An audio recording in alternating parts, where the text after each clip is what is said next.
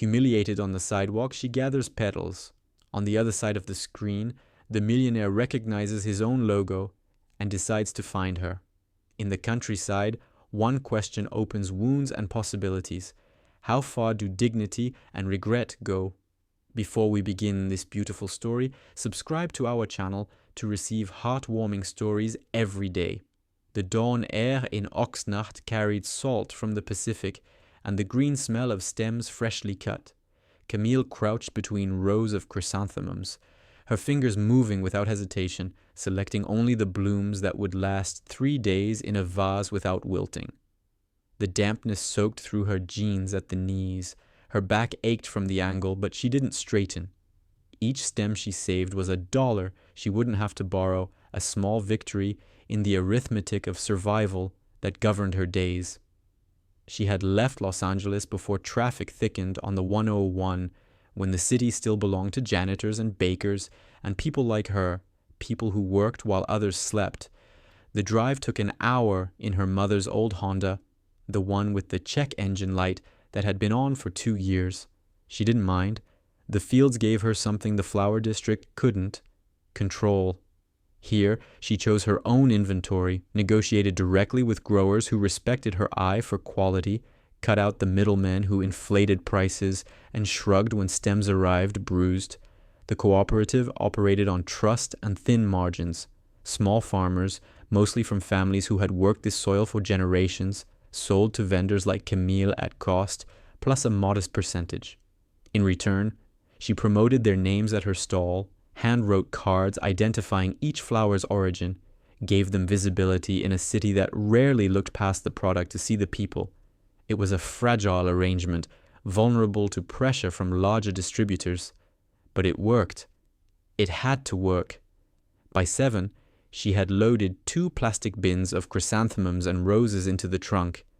The man who owned the plot, Jorge, 63, with hands like dried leather, helped her secure the lids. "Your brother doing okay?" he asked. "Getting by," Camille said. The words came automatically, a reflex of dignity. The truth was more complicated. Dylan's test prep course cost $600 a month, due in 3 installments. They had paid 2. The third loomed like a shadow she couldn't outrun, and the clock was merciless. Without that course, without the SAT score it promised, his scholarship hopes would evaporate. And without the scholarship, college was a fantasy they couldn't afford to entertain. "You tell him Jorge says to keep fighting," the older man said. She nodded, not trusting her voice to stay steady. People's kindness undid her more than their cruelty. Cruelty she could harden herself against. Kindness pierced straight through. The drive back into the city felt longer than the drive out. The sun climbed, turning the morning cool into something harsh and unforgiving. She thought about the gala tonight, the Archer Group event at the Beverly Hills Hotel. Someone had mentioned it at the Flower District last week. A high-end crowd, the kind of people who bought arrangements on impulse because the colors pleased them. If she could sell even 3 bouquets, it would cover this week's groceries and keep them on schedule for Dylan's payment. Her mother had warned her. "They won't let you in," she'd said, not unkindly, just factual. Her mother understood the invisible walls that divided Los Angeles, the way money created territories as real as any fence. But Camille had learned not to ask for permission. She had learned to show up. The Los Angeles Flower District smelled like water and crushed petals and the faint diesel exhaust from delivery trucks idling at the curbs. Camille's stall occupied a corner spot, small but visible, wedged between a wholesaler who sold only orchids and a woman who specialized in funeral arrangements. The setup was spare: folding tables covered in vinyl cloth, plastic buckets sorted by color, a handwritten price board that she updated daily based on what she'd harvested. She worked quickly, trimming stems at an angle, changing water, arranging the chrysanthemums and roses so their best faces showed. Her hands moved with practiced efficiency, but her mind was elsewhere, calculating. If she could leave by 5, she'd have time to prepare the bouquets for tonight. Simple, elegant, nothing that screamed street vendor. She had learned from trial and error that presentation mattered almost as much as the flowers themselves. People didn't just buy blooms, they bought the image of themselves as the kind of person who appreciated beauty. "Morning, Camille?" The voice belonged to Maria, the funeral flower woman, who was opening her own stall. Maria was older, maybe 50, with gray streaking her black hair and a face that had seen enough grief to make her gentle with everyone. "Morning. You going to that hotel thing tonight?" Camille paused, surprised. "How'd you know?" Maria shrugged. "Word gets around. You be careful, okay? Those places, they don't always welcome people like us." People like us? The phrase hung in the air, both a warning and a solidarity. Camille understood what Maria meant. Vendors, hustlers, people trying to make a living without a corporate logo or a business license that cost more than a month's rent. They were the city's circulatory system, essential but invisible, tolerated until they became inconvenient. "I'll be fine," Camille said, more confident than she felt. The morning passed in its usual rhythm. Regulars stopped by, the restaurant owner who bought centerpieces twice a week, the young couple preparing for a backyard wedding, the man who brought his wife roses every Friday, without fail. Camille knew their names, remembered their preferences, gave them the occasional discount when she could afford it. These small gestures built loyalty, turned transactions into relationships. It was her mother's lesson. Treat people with dignity, and they'll remember. At noon, her phone buzzed. A text from Dylan. "Got my practice test back, 15:10, getting better." She felt something loosen in her chest. Better. Not perfect, not guaranteed, but better. Progress was all they had, increments of hope measured in points and dollars and days that didn't break them. She texted back, "Proud of you. Keep going." By 5, she had packed 3 bouquets for the gala, roses mixed with white chrysanthemums tied with simple raffia, understated but refined. She changed in the stall's back area, pulling on a clean black shirt and jeans that didn't smell like soil. She caught her reflection in the small mirror she kept for moments like this. Dark hair pulled back, minimal makeup, the kind of invisible professionalism that might let her blend in long enough to make a sale. The drive to Beverly Hills took 40 minutes through traffic that moved in lurches and stops. She parked 3 blocks away from the hotel, not wanting to risk valet questions or security seeing her car. She carried the bouquets in a simple canvas bag, walking with purpose, as if she had every right to be there. The hotel entrance gleamed with too much light. Chandeliers, marble, the kind of opulence that made her feel like a smudge. She approached slowly. The security guard materialized before she reached the door, stepping into her path with the practiced ease of someone who stopped people for a living. He was young, maybe 25, with the kind of build that suggested gym memberships and protein shakes. His uniform was crisp, his expression neutral but firm. "Can I help you?" The question wasn't a question. It was a barrier dressed in polite language. "I'm here to offer floral arrangements," Camille said, keeping her voice steady. "For the guests, just a few bouquets, very elegant." She lifted the bag slightly, showing him the wrapped stems. "This is a private event," he said. His eyes didn't meet hers, they scanned past her, already dismissing her presence. "Vendors need to be pre-approved and coordinated through the event planner."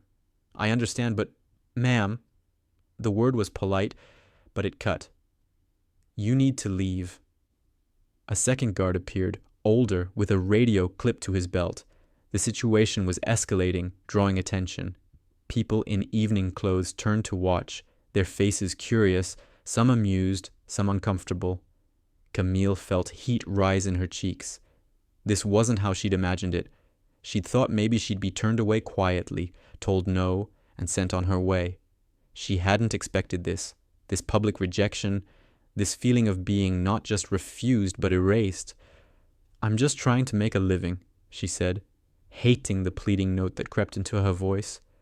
"You're disrupting the event's premium atmosphere," the first guard said, his tone slightly harder now. "We need you to go." Premium atmosphere. The word stung more than the refusal itself. as if her presence, her flowers, her very existence somehow tarnished the air around these people. A woman in a red dress held up her phone, recording. Camille saw the lens pointed at her and felt something inside her collapse. This wasn't just embarrassment. It would be documented, shared, turned into entertainment for strangers who would never know her name or care about the reasons that brought her here. "I'm leaving," she said quietly. The guards didn't move, waiting to make sure she actually did. She turned and walked back toward the street, the bag of flowers heavy in her hand. Behind her, she heard laughter, light and dismissive, the sound of people returning to their evening, already forgetting she existed. The walk back to her car felt endless. The night air was cool, but she barely felt it. Her mind replayed the scene, the guard's face, the woman's phone, the laughter. Humiliation sat in her stomach like something she'd swallowed whole. She put the bouquets in the trunk, unsold, their petals already wilting in the heat. She sat in the driver's seat without turning on the engine. Her hands gripped the steering wheel. She wanted to cry, but the tears wouldn't come. They were stuck somewhere behind the anger, behind the exhaustion, behind the overwhelming weight of trying so hard and still being treated like she didn't matter. Her phone buzzed, a notification. Someone had tagged her in a post. She opened it with shaking hands. The video was already spreading. 37 shares, 112 likes.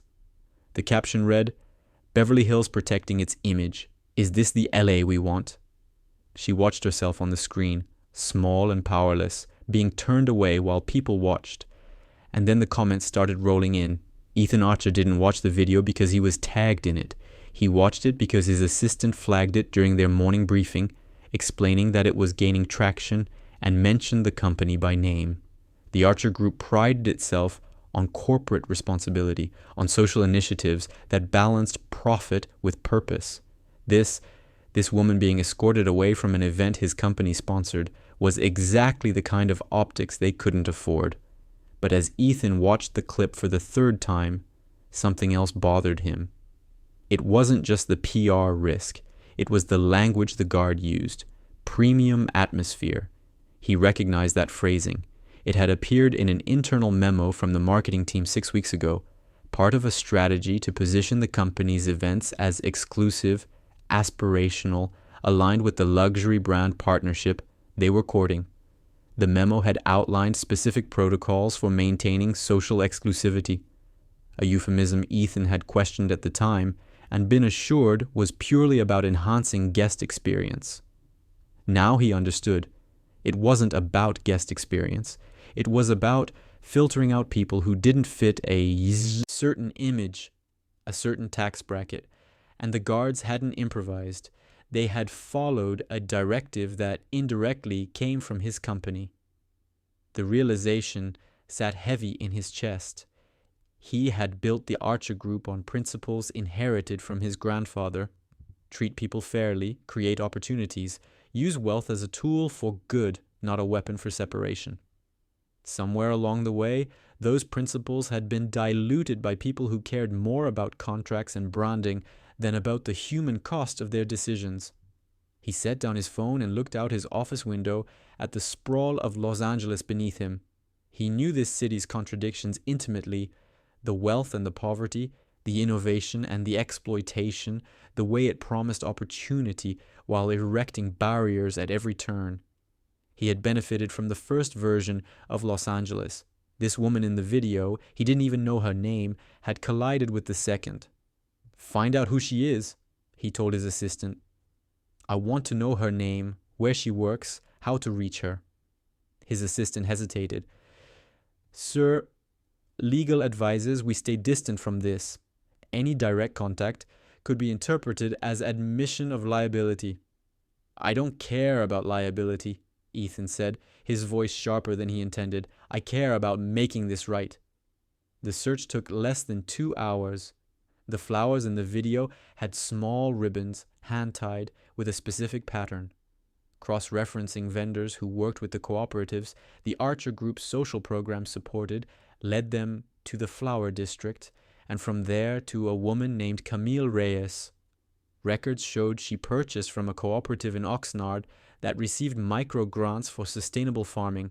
Ethan didn't delegate the meeting. If he was going to apologize, he would do it in person. The drive to Oxnard felt longer than the GPS suggested. He thought about what he would say, how to explain without sounding patronizing, how to offer reparations without making it feel like charity. Charity was easy. Anyone with money could write a check. What he wanted was harder, to acknowledge the system that had harmed her and commit to changing it. He found her in the fields just before noon, crouched among the flowers, her hands moving with a precision that spoke of practice and care. The sun was high, brutal, turning the air into something thick and hard to breathe. She didn't notice him at first, too focused on her work. "Camille Reyes?" he said, approaching slowly, not wanting to startle her. She looked up, squinting against the light. Her face was cautious, guarded, the expression of someone who had learned not to trust strangers. "Who's asking?" "My name is Ethan Archer." Recognition flickered in her eyes, followed quickly by anger. She stood, brushing dirt from her knees. "You've got a lot of nerve showing up here." "I know," he said. "I saw the video. I wanted to apologize." Camille stared at him, this man in his clean clothes and expensive watch, standing in a field that smelled like fertilizer and sweat. Her first instinct was to tell him to leave, to take his apology and his guilt, and go back to wherever rich people went when they needed to feel better about themselves.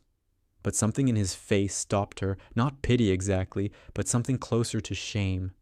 Real shame, the kind that came from recognizing your own complicity in someone else's pain. "You want to apologize?" she said flatly. "Okay, apology noted. Now what?" Ethan hesitated, choosing his words carefully. "The guards who stopped you, they were following a directive that came from my company. Not directly from me, but from a marketing strategy I should have questioned harder. The language they used, the way they treated you, that was policy. I'm responsible for that." She crossed her arms, waiting. Apologies were cheap. She wanted to know what came after the words. "I'm not here to offer you money," Ethan continued, "or to make this go away. I'm here because I want to understand how many other vendors have been treated the same way at events we sponsor, and I want to fix the system that allowed it to happen." "Fix the system," Camille repeated, tasting the phrase. It sounded nice, abstract, the kind of thing people said when they wanted credit for good intentions without committing to actual change. "I'm serious," he said, meeting her eyes. "I know you have no reason to trust me, but I'm asking for a chance to prove that I mean it." Jorge appeared at the edge of the field, watching them. Camille could feel his concern, the protective instinct of someone who had seen too many promises broken. She gave him a small nod, signaling that she was okay, that she could handle this. "What exactly are you proposing?" she asked Ethan. "Start with the basics," he said. "The city requires permits for street vendors, but the process is complicated and expensive. A lot of vendors operate in a gray area because they can't afford to get legal. I can cover the administrative costs to help vendors get properly licensed, not as charity, but as reparations for the way our policies have created barriers." Camille felt a flicker of interest despite herself. A permit would mean security, protection from arbitrary enforcement, the ability to work without constant fear of being shut down. But she also knew that helping her alone wouldn't solve anything. There were hundreds of vendors like her, all navigating the same broken system. "I don't want special treatment," she said. "If you're serious about fixing things, it can't be about me. It has to be about everyone." Ethan nodded slowly. "Agreed. I'm proposing a meeting, you, me, and representatives from the vendor community. We map out the problems, identify solutions, create a program that's sustainable and doesn't depend on one-off cases. You'd be involved as an advisor, but the benefits would extend to everyone." It was more than she'd expected. Most people in his position would have written a check, taken a photo, called it progress. He was offering something harder, actual structural change, with her input, treating her like a partner rather than a recipient of charity. "I need to think about it," she said. Of course. He pulled out a business card, simple white stock with just his name and number. Take your time, but I hope you'll say yes. After he left, Jorge came over, his face skeptical. You trust him? I don't know, Camille admitted, but I don't think I have anything to lose by listening. That night, sitting in the small house she shared with her mother and Dylan, she turned the business card over in her hands. Her mother was at the sewing machine, working on alterations for a neighbor. Dylan was at the kitchen table studying. The house was quiet, filled with the soft sounds of work and concentration, the soundtrack of their lives. What are you thinking about? Her mother asked without looking up. Whether people can actually change, Camille said, or if they just get better at pretending. Her mother stopped sewing, considering the question with the seriousness it deserved. Sometimes both, she said finally. Sometimes they start by pretending, and then the pretending becomes real. Within 48 hours of their conversation in Oxnard, the backlash began. It started small, a sudden inspection at Camille's stall in the flower district. The inspector was polite but thorough, finding violations that had never mattered before, a missing label on a bucket, an old receipt improperly filled out, discrepancies in record keeping that were common across the entire market but suddenly urgent in her case alone. She received a fine not large enough to shut her down, but significant enough to hurt. More troubling was the seizure of part of her inventory, flowers confiscated under the pretext of lacking proper documentation, flowers she had already paid for and couldn't afford to lose. Mariah, the funeral flower woman, watched the inspection with tight-lipped silence. After the inspector left, she came over, her voice low. Someone called them, Maria said. Inspectors don't just show up like that unless they get a tip. Who would do that? Maria glanced around, making sure no one else was listening. People who don't want trouble. People who are scared that if you cause problems, they'll get hit next. The implications settled over Camille like cold water. She wasn't just fighting one battle. She was threatening an equilibrium that others depended on. By speaking up, by agreeing to meet with Ethan Archer, she had made herself a target, and the pressure wasn't coming from above. It was coming from the sides, from people in the same position as her who saw her as a liability. The pressure extended to Oxnard. Jorge called her that evening, his voice strained. Camille, some men came by today. They said they represent buyers for big events, the kind tied to companies like the Archer Group. They told me it would be better for business if I stopped selling directly to independent vendors. They didn't threaten exactly, but the message was clear.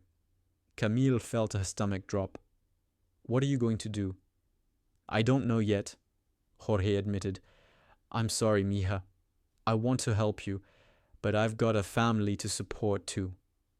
After he hung up, Camille sat on her bed, staring at the wall.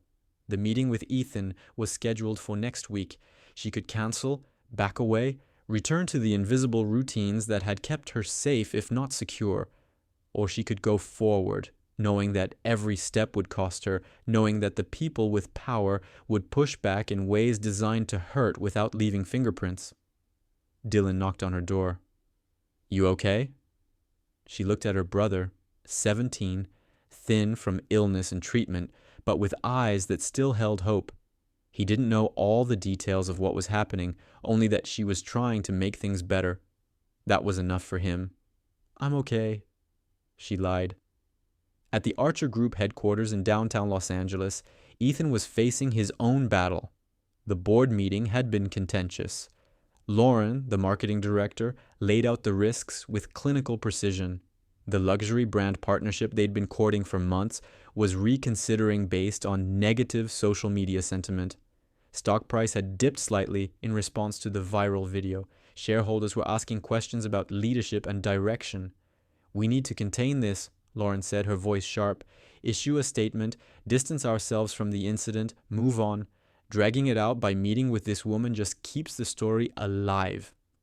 Renee, his ex-fiancée and current brand consultant, leaned forward.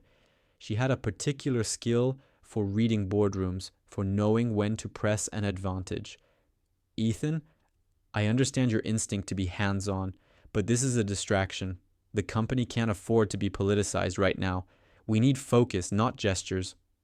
It's not a gesture, Ethan said quietly. It's a correction. Call it whatever you want, Lauren shot back, but the market doesn't care about your intentions. It cares about results, and right now, this initiative is costing us. The board members exchanged glances, calculating. Ethan could feel the room shifting against him, the consensus forming that he was letting personal guilt interfere with business judgment. I'm not canceling the meeting, he said, his voice firm, but I will delay any public announcements until after we've had a chance to assess what's actually needed. It was a compromise, and everyone in the room knew it was a retreat. The meeting took place in a neutral office space in mid-Wilshire, deliberately chosen to avoid either the corporate intimidation of Archer Group headquarters or the vulnerability of meeting on street corners. Camille arrived 15 minutes early, carrying a folder of notes she'd compiled over the past week, names of vendors, dates of incidents, patterns of harassment she'd documented through conversations at the Flower District. Ethan was already there, along with two people Camille didn't recognize, a woman who introduced herself as a community liaison, and a man from the legal department who would be taking notes but staying quiet unless needed. The setup was careful, designed to look collaborative without being performative. Camille sat across from Ethan and spread her notes on the table. Before we talk about solutions, I want to make sure we're clear on the problem. Go ahead, Ethan said, leaning back, giving her space. She walked him through it methodically, without emotion or exaggeration. The pattern of vendors being stopped at Archer Group events, always with the same language about premium atmosphere or brand integrity. The inspections that seemed to target vendors who complained. The pressure on suppliers to cut ties with independent sellers in favor of exclusive contracts with larger distributors. She had names, dates, quotes from other vendors who were too scared to come forward themselves, but had shared their experiences with her in confidence. It's systematic, she concluded, not random. Someone inside your company or close to it is coordinating this to push independent vendors out of spaces where they might affect the image you're trying to project. The community liaison, whose name was Patricia, looked uncomfortable. Ethan's face had gone very still, the kind of stillness that comes from processing information that confirms your worst fears. Can you prove it? The legal representative asked, his voice neutral. I can prove the pattern, Camille said. Whether that's enough for a court, I don't know, but it's enough to know this isn't accidental. Ethan rubbed his face with both hands, a gesture of exhaustion she recognized from her own mirror. If what you're saying is true, and I believe it is, then we're not just talking about fixing vendor policies. We're talking about internal corruption. Or internal strategy, Camille corrected. Maybe the people doing this think they're helping the company by keeping out anyone who doesn't fit the brand. Either way, it's happening with your company's resources and your company's name. He nodded slowly. What do you need from me? First, stop the pressure on suppliers. Make it clear that anyone who retaliates against vendors for speaking up will face consequences. Second, fund a legal clinic, not just for me, but for any vendor who needs help getting properly licensed and understanding their rights. Third, create a purchasing program that partners with small growers directly, so people like Jorge in Oxnard don't have to choose between ethics and survival. She paused, making sure he was following. And fourth, figure out who inside your company has been coordinating these attacks and fire them. The last point hung in the air, stark and uncompromising. That's going to be difficult, Patricia said carefully. We need evidence that would stand up to legal scrutiny. Then find the evidence, Camille said. I'm not asking for a witch hunt. I'm asking for accountability. The meeting lasted another hour, working through logistics, timelines, potential obstacles. By the end, they had the framework for a plan. The purchasing program would launch as a pilot, starting with 3 cooperatives. The legal clinic would open in 6 weeks, staffed by volunteer attorneys. and Ethan committed to an internal audit of communications between marketing, event management, and enforcement agencies. As they were leaving, Ethan stopped Camille at the door. "Thank you," he said, "for trusting this process enough to show up." "I didn't trust the process," Camille said honestly. "I trusted that you'd be more afraid of being wrong than of looking weak." It was a blunt assessment, but he didn't argue with it. The audit didn't take long to produce results. 3 days after the meeting, an internal investigator flagged a series of email exchanges between Lauren, the marketing director, and Renee, the brand consultant. The messages outlined a deliberate strategy to clean up event entrances by coordinating with security to turn away vendors in ways that would seem like standard protocol rather than targeted harassment. Further down the chain, there were communications with city inspectors offering event consulting opportunities, a thin euphemism for payment in exchange for selective enforcement. The evidence was careful, designed to maintain plausible deniability, but it was there. Lauren had brokered the arrangements. Renee had provided strategic guidance. Together, they had built a system meant to pressure Ethan into adopting their vision of social exclusivity as official policy, consolidating their influence, and positioning themselves as the architects of the company's brand transformation. Ethan read the emails twice, feeling something cold settle in his chest. These weren't strangers acting on their own.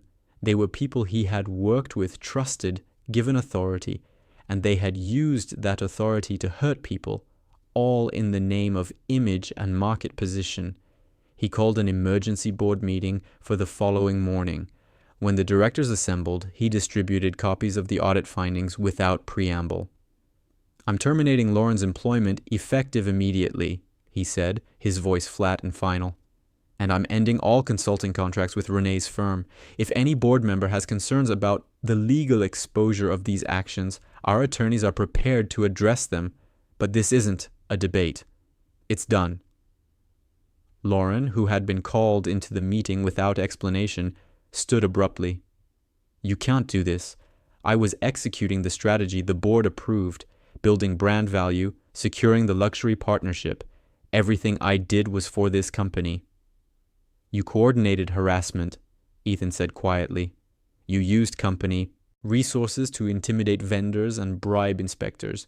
That's not brand building. That's corruption."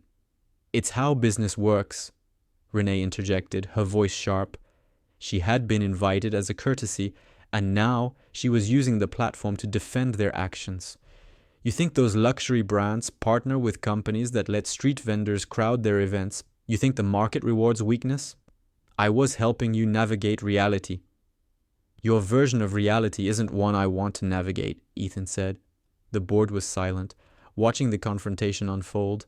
Some faces showed discomfort, others calculation. Ethan knew he was burning bridges, making enemies, risking the luxury partnership that Lauren and Renee had spent months cultivating. But the alternative, letting this stand, pretending it was acceptable, felt like a betrayal of everything he'd claimed to believe. "I'm also announcing a formal partnership with floral cooperatives in Oxnard and the Los Angeles Flower District," Ethan continued, addressing the full board now. "We'll establish direct purchasing contracts with fair pricing and guaranteed order schedules. The legal clinic for vendor licensing will be funded by reallocating budget from the marketing department, and I'm turning over the communications evidence to the city's Office of the Inspector General to investigate the bribery allegations." It was a comprehensive dismantling of Lauren and Renee's work and a public commitment to the alternative path. One board member, an older man who had served with Ethan's grandfather, spoke up. "This is a risk," he said slowly, "but it's the right kind of risk. I support it." One by one, other board members nodded, some reluctantly, some with visible relief. The vote, when it came, was unanimous. Lauren left without another word, her face tight with anger. Renee lingered, making eye contact with Ethan as if to say this wasn't over, and then she too departed. After the room cleared, Ethan sat alone, feeling the weight of what he'd just done and what it might cost. But beneath the exhaustion, there was something else, a sense of alignment, of actions matching words. He called Camille that evening. "It's done," he said. "Lauren's out. Renee's out. The program is moving forward." There was a long silence on the other end. "I didn't think you'd actually do it," Camille said finally. "Neither did I," Ethan admitted, "until I read what they'd done." The first visible change came within a week. The coordinated inspection stopped. Vendors at the flower district noticed the absence like a missing headache. Still wary, but no longer bracing for daily harassment, Jorge called Camille to say that the pressure from intermediaries had lifted, that he could sell to her again without fear. The legal clinic opened its doors with a wait list of vendors eager to finally navigate the permit process with professional help. Camille attended the clinic's first workshop, sitting in a room with 30 other vendors, listening to an attorney explain the difference between a seller's permit and a business license, how to file receipts, what protections existed under city ordinances. The information wasn't revolutionary, but it was accessible, and that made all the difference. People asked questions without shame, took notes in languages that weren't English, exchanged phone numbers to help each other through the bureaucracy. For the first time in years, Camille felt something like optimism. Not the naive kind that ignores obstacles, but the grounded kind that comes from seeing a path forward, narrow and steep as it might be. Dylan's third payment came due. Camille made it on time, using money from sales that was steadier now that she could work without constant disruption.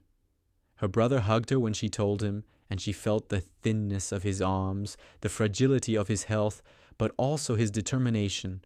He was fighting his way back, and now she could fight alongside him without drowning. Her mother asked one evening while hemming a pair of pants for a customer, "Do you trust him now? This Ethan Archer?" Camille thought about the question carefully. Trust was a complicated thing, built slowly, tested constantly. "I trust that he means what he says," she replied. "I don't know if that's enough, but it's more than most people offer." At the Archer Group, the aftermath of Lauren's termination reverberated through the company. The luxury brand partnership, as predicted, fell through. The company released a statement explaining their decision to prioritize ethical practices over exclusive branding, a move that drew mixed reactions. Stock prices wavered for a week, then stabilized as long-term investors recognized the shift as a commitment to sustainability rather than a failure of strategy. Ethan started visiting the flower district discreetly, not to be praised, but to observe whether the changes were holding. He wanted to see if the program was working not in theory, but in practice, if vendors felt safer, if the purchasing contracts were being honored, if the legal clinic was effective or just performative. He didn't announce his presence. He simply walked through, watched, listened. One morning he saw Camille at her stall. She was arranging roses, her movements efficient and sure, her face focused. He didn't approach, just observed from a distance, struck by the dignity of her work, the way she treated each flower as if it mattered. It was a small thing, easy to miss, but it said something about who she was, someone who brought care to even the most routine tasks. She looked up and saw him. For a moment, neither of them moved. Then she gestured for him to come over. "You checking up on me?" she asked, a hint of amusement in her voice. "On the program," he corrected. "But also, yes, on you." She handed him a rose, white petals just beginning to open. "Here, for being less terrible than I expected." He took the flower, feeling absurdly pleased by the gesture. "I'll take that as high praise." They talked for a while about the clinic, about Dylan's progress, about the small adjustments still needed to make the purchasing program work smoothly. It was a practical conversation, but underneath it ran something else, an acknowledgement of the distance they'd traveled from that first confrontation in Oxnard to this cautious collaboration. "Would you have coffee with me sometime?" Ethan asked, the question more vulnerable than he intended. "Not as a business meeting, just as two people." Camille studied him, weighing the offer. "Maybe," she said, Let me see how the next month goes first. It was a careful answer, self-protective, but not a refusal. He could work with maybe. The following weeks fell into a rhythm that felt, for the first time in a long time, sustainable. Camille's stall became a model for how the licensing program worked. She had her permits in order, her receipts organized, her inventory sourced through the cooperative partnership. Other vendors followed her example, seeing that the path she'd taken, while difficult, led somewhere solid. Dylan's health improved incrementally. The test prep course was paying off. His practice scores climbed into the range that made scholarships realistic rather than fantastical. He talked about college the way people talk about destinations they can actually reach, not just dream about. One evening, Camille and Ethan met for that coffee. It happened almost by accident. She was closing her stall early, and he was leaving a meeting nearby. They ended up at a small cafe on 7th Street, the kind of place that served industrial-strength coffee to shift workers and students burning through late-night study sessions. "This is a long way from Beverly Hills," Ethan observed, looking around at the mismatched chairs and fluorescent lighting. "That's why I like it," Camille said. "No one here cares who you are or what you do. You're just another person trying to stay awake." They talked for 2 hours, not about programs or policies, but about the smaller truths that shaped their lives. Ethan told her about growing up with wealth that felt like a wall between him and everyone else, about the loneliness of being seen as a symbol rather than a person. Camille told him about the years after her father left, about her mother's quiet strength, about learning that dignity didn't depend on having money, but on how you treated yourself and others. "You know what I realized?" Ethan said, turning his coffee cup in his hands. "That day in Oxnard, when I went looking for you, I wasn't just trying to fix a PR problem. I was trying to find something real. I'd spent so long surrounded by people who wanted something from me that I'd forgotten what it felt like to just be seen." "And you think I see you?" Camille asked, not unkindly. "I think you see through me," he corrected, "which is more useful." She laughed, the sound surprising, both of them. "That's probably true." They left the cafe together, walking toward their cars parked in opposite directions. At the corner, Ethan hesitated. "Can I see you again, outside of work?" Camille looked at him, really looked, taking in the vulnerability he was trying hard to hide. She thought about her mother's words. Sometimes people start by pretending, and the pretending becomes real. Maybe that's what was happening here. Maybe Ethan had started by trying to fix a problem, and along the way, he'd become someone different, someone capable of seeing her not as a cause or a project, but as a person worth knowing. "Yes," she said, "you can." They started dating quietly, without fanfare or announcements. Ethan showed up at the flower district on weekends, helping her arrange displays, learning the names of flowers he'd never paid attention to before. Camille let him into the parts of her life that she usually kept private: dinner with her mother, study sessions with Dylan, the small rituals that made up her days. Her mother approved, though she was cautious. "He seems genuine," she said one evening, "but genuine rich people are still rich people. Don't forget that." Camille hadn't forgotten. But she was learning that people could hold contradictions, that Ethan could be genuinely kind and still benefit from systems that harmed others, that he could mean well and still make mistakes, that loving him didn't require her to ignore those tensions, but to engage with them honestly. Dylan liked him immediately, drawn to Ethan's willingness to ask questions rather than offer unsolicited advice. They talked about engineering, about building things that lasted, about the ways structures held weight and distributed stress. It was the kind of conversation Dylan loved, technical and philosophical at once, and Ethan listened with real interest. "He's good for you," Dylan told Camille one night. "You seem lighter." She hadn't realized how heavy she'd been carrying everything until she had someone willing to share the weight. 6 months after the program launched, the Archer Group held a small event to celebrate its first milestones. Not a gala, not a publicity stunt, but a genuine gathering of vendors, growers, and company representatives to assess what was working and what still needed adjustment. It took place at a community center in mid-city, a space chosen for accessibility rather than prestige. Camille stood at the front of the room, presenting data she'd compiled on vendor outcomes. Since the licensing clinic opened, 230 vendors had successfully obtained permits. The direct purchasing program had expanded to 5 cooperatives, with plans to add 3 more by year's end. Inspection complaints had dropped to near zero, not because inspections had stopped, but because vendors were now in compliance and inspectors had lost their leverage for harassment. "This isn't perfect," Camille said, addressing the room.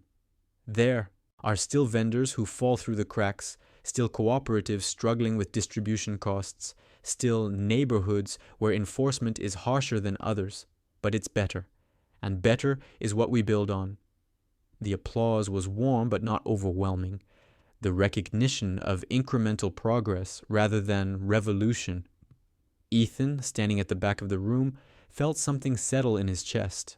This was what success looked like when it wasn't measured in stock prices or brand partnerships, but in lives made slightly more secure, in systems made slightly more just. After the event, he found Camille packing up her notes. "You were impressive up there," he said. "I was nervous," she admitted. "Public speaking isn't my thing." "You didn't show it."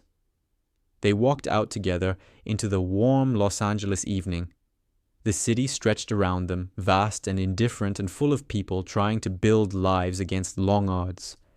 Camille thought about the distance she'd traveled, from being turned away at a hotel entrance to standing in front of a room full of people who listened when she spoke. It wasn't a fairy tale transformation.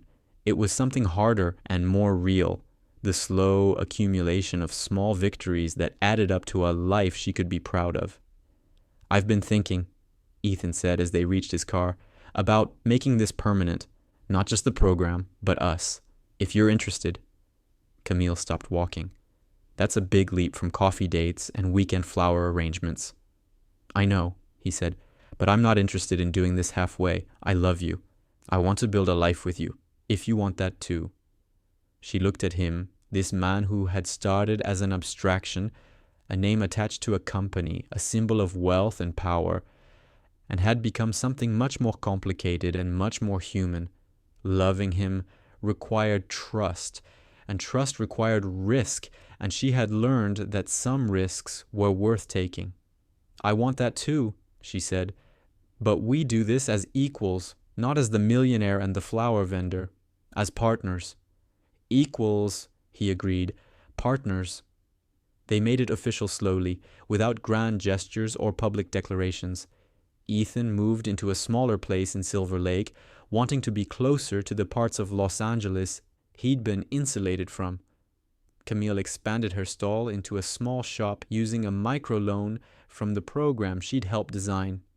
Dylan got his SAT scores, 1580, high enough for full rides at several schools, and chose to study civil engineering at UCLA, staying close to home and to the sister who had fought for his future. The Archer Group stabilized, finding new partnerships built on ethics rather than exclusivity. The luxury brand that had walked away was replaced by collaborations with cooperatives and social enterprises, companies that valued transparency and fairness over prestige. It was slower growth, less flashy, but more aligned with what Ethan wanted the company to be. 2 years later, on a morning that smelled like ocean salt and jasmine, Camille woke to find Ethan already up, making coffee in their shared kitchen. They had bought a house together in Eagle Rock, a modest place with a yard where Camille grew flowers and Dylan, home from college for the summer, experimented with small-scale hydroponic systems. It was nothing like the penthouse Ethan had lived in before, and he preferred it that way. "What are you thinking about?" Camille asked, accepting the coffee he handed her. "How different everything is," he said. "How much better?" She leaned against the counter, looking out at the garden. Her mother lived in the guest house they'd built in the back, close enough to help, but independent enough to maintain her own space. The sewing machine still ran most evenings, but now it was for pleasure as much as necessity. The flower shop, Reyes Flowers, named without apology or pretense, was thriving. Camille had hired 2 employees, both former street vendors who had gone through the licensing program. She paid them fairly, offered benefits, treated them the way she wished she'd been treated when she was starting out. The shop partnered with the cooperatives, maintained relationships with growers in Oxnard, and supplied arrangements for events across Los Angeles, including some hosted by the Archer Group. Dylan was in his second year at UCLA, building bridges in his mind and on paper, preparing for a career that would let him turn theoretical knowledge into structures that held real weight. He came home on weekends, bringing friends who were always startled by how genuinely his family welcomed strangers, how they made space at the table for anyone who needed it. Ethan's work had shifted. He still ran the Archer Group, but his focus had narrowed to projects that created opportunities rather than extracted value. The company was smaller than it had been, less dominant in the market, but more respected. People who worked there stayed longer, felt more ownership, contributed ideas that came from genuine investment rather than fear of being replaced. "I never thanked you properly," Ethan said, pulling Camille's attention back to the kitchen, to the morning light slanting through the windows. "For what?" "For not letting me take the easy way out, for demanding that I actually change things instead of just apologizing." She smiled. "I didn't do it for you. I did it for me, for Dylan, for people like Jorge and Maria." "I know," he said. "That's why it mattered." They finished their coffee in comfortable silence, the kind that comes from knowing each other well enough that words aren't always necessary. Outside, the city was waking up. Delivery trucks moving through streets, early risers heading to work, vendors setting up stalls in markets across Los Angeles. The rhythms were the same as they'd always been, but the conditions were slightly better, the protection slightly stronger, because people had fought to make them so. That afternoon, Camille met with a group of vendors who were organizing to expand the licensing program to other cities. They wanted her advice, her experience, her willingness to testify before city councils about what had worked and what hadn't. She agreed, knowing it would take time, knowing the progress would be slow, knowing that every step forward would be met with resistance from people who benefited from the status quo. But she also knew that change happened not through miracles, but through the accumulation of small, deliberate actions taken by people who refused to accept that harm was inevitable. She had learned that from her mother, from her brother, from the vendors at the flower district, from Ethan, who had chosen discomfort over complacency. As the sun set over Los Angeles, painting the sky in shades of orange and pink, Camille stood in her garden, hands in the soil, planting bulbs that wouldn't bloom for months. It was an act of faith, this planting, trusting that the work done now would bear fruit later, that the future could be shaped by the choices made today. Ethan joined her, kneeling in the dirt, asking what she needed him to do. Just be